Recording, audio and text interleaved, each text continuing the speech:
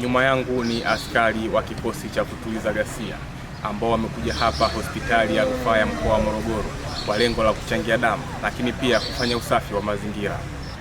Kwa jina naitwa Assistant Inspector Wesley, niko kikosi cha kutuliza ghasia mkoa wa Morogoro kwa maana ya Field Force.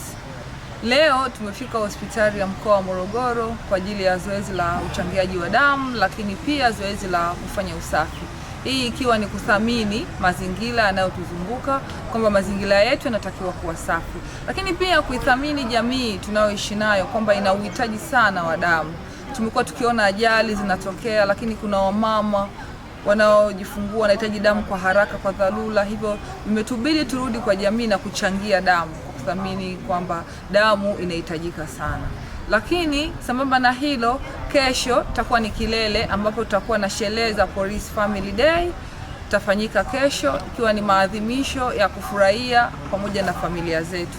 Tunakaribisha watu wote tukaweze kusherehekea sherehe hizo. Pia kiimani umeokoa, hata kama ni mtu mmoja, umeokoa maisha ya mtu mmoja. Maisha ya mtu hayalinganishwi na chochote. Kwa hiyo tunashukuru kwa ujio wenu, na tutaweza sasa kufikia, kila mtu atajaziwa dodoso lake. Kutokea hapa hospitali ya rufaa ya mkoa wa Morogoro, mimi ni Kasim Akida na hii ni Usalama TV.